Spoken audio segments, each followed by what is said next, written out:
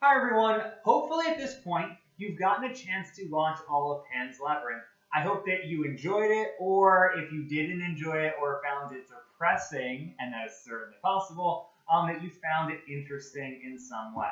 So for my lecture, I want to talk about something really specific. And if you guys want to focus on something different or something that's interesting to you, you can bring up your points in the discussion board, you can bring up your points in the quiz, you can bring up your points next week when we're doing our short written assignments. It's totally up to you. Those are your opportunities to bring up what you guys want to bring up, and we will talk about it and we'll work through it. So what I want to talk about with Pan's Labyrinth is ambiguity. Ambiguity is when we have two or more options for understanding something, but we cannot confidently choose between them. And again, I'll quickly repeat this just because it is so important for Pan's Labyrinth and for other movies we will be watching this semester.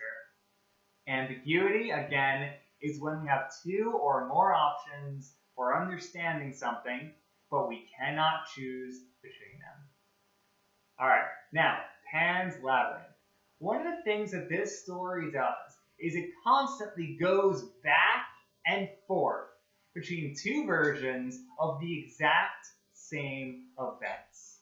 So, in one version, a young girl is brought into a beautiful, even if it's somewhat gruesome and gory, fantastical world where we have fairies and we have vegetables that can actually be used to cure illnesses, right? We have all of that alongside the fairies that are beheaded in front of the young girl because the young girl eats food from the table.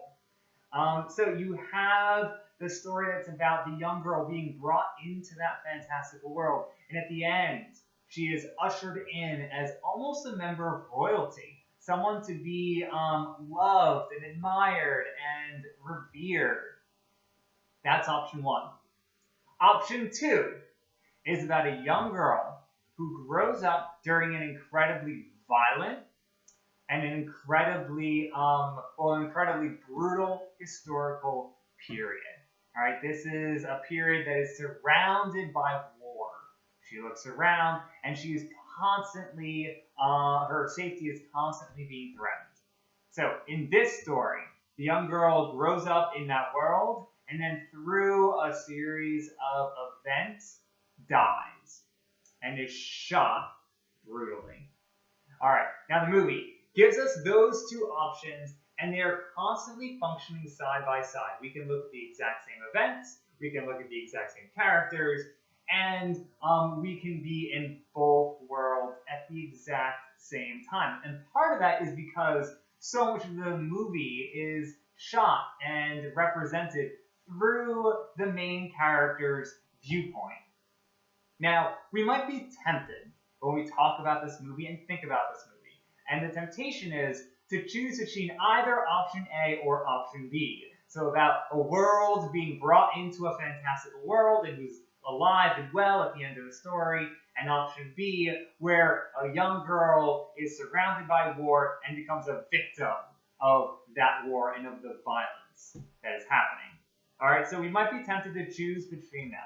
However, I think the movie really wants us in the middle. I think it is a movie that pushes against our desire and our tendency to try to think about things in the world in black and white terms. This movie, if you believe my argument, wants us in the gray, right? It wants us to be kind of uncomfortable at the end so that we're not really able to figure out if we just watched a really, really depressing story or if we watched a beautiful fantasy where a young girl now has the ability to live a certain kind of life and be a certain kind of person. All right, so that's what I want to talk about with this week. I'm really interested to hear what you guys thought about the movie and what you guys are interested in.